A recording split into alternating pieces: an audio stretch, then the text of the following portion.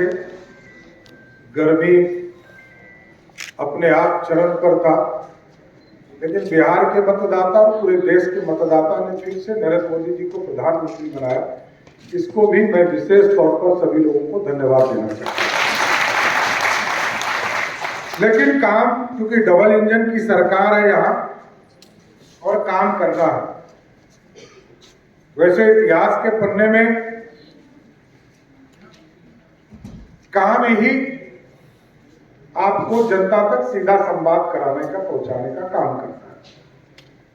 मूलभूत चीजें जो जनता के बीच में पहुंचाना है वो आप ही माध्यम हो सकते हैं।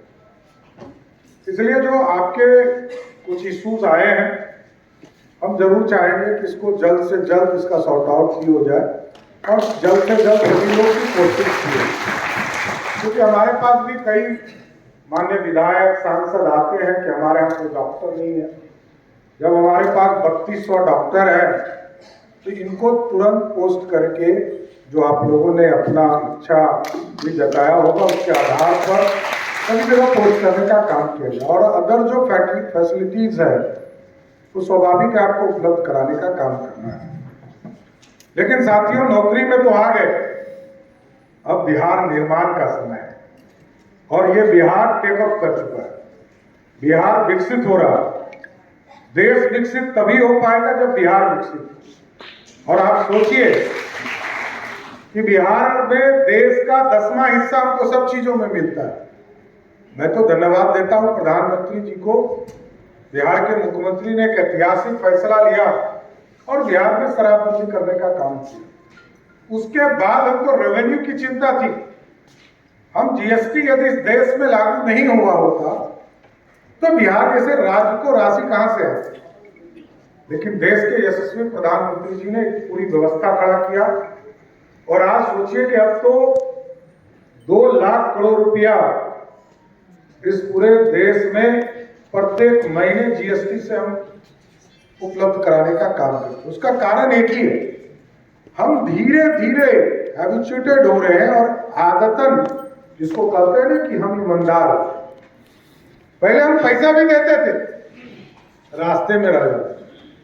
तो बेसिक फैसिलिटी देने के लिए आर्थिक रूप से इस देश को खड़ा होना था और आज हमें गर्व है, मैं फाइनेंस मिनिस्टर के तौर पर काम कर रहा हूं कि 2,78,000 करोड़ का बजट मैंने 24-25 के लिए लाया और आपको जानकर आश्चर्य होगा कि 2,78,000 करोड़ में 2 लाख करोड़ से अधिक नरेंद्र मोदी की सरकार देती है, जिससे हम बिहार चलाने का काम करते हैं। और हमारे पास टैक्स मात्र 50,000 करोड़ रुपया है।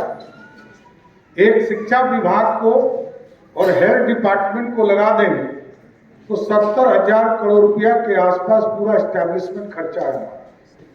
आप सोचिए कैसे बिहार चलेगा।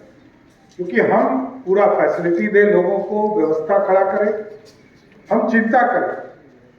हम लोग नौकरी में आते हैं तो हमारा जीवन सिक्योर हो जाता है, लेकिन हम किसके सिक्योर के लिए आए हैं?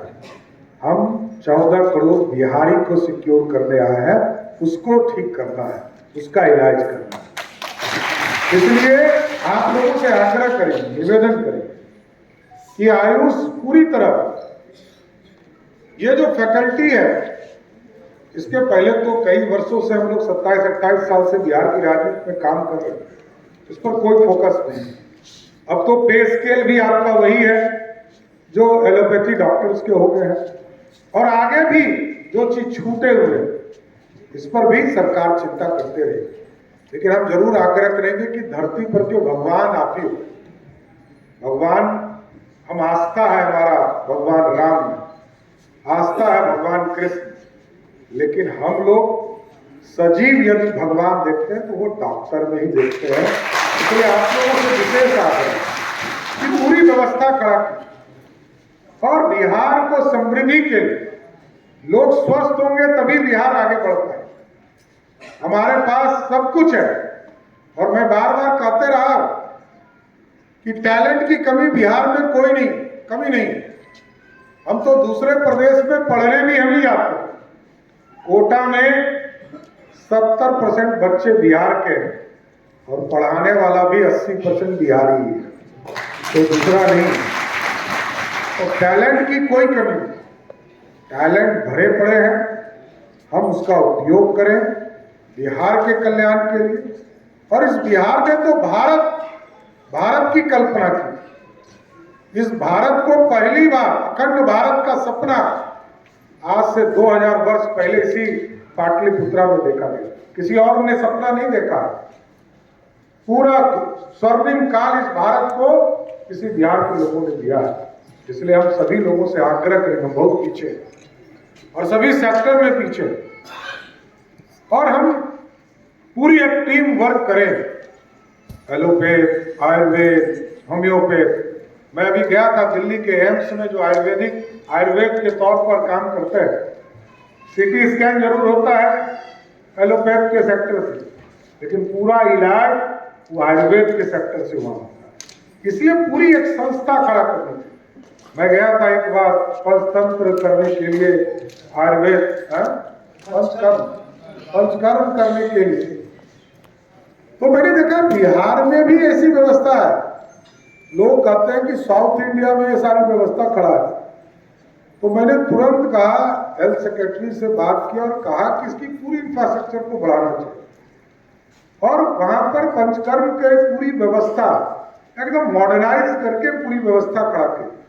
क्योंकि हम लोग तो ये भी सोचते थे कि मालिश कराना खराब बात है, एक कंसेप्ट रहा है।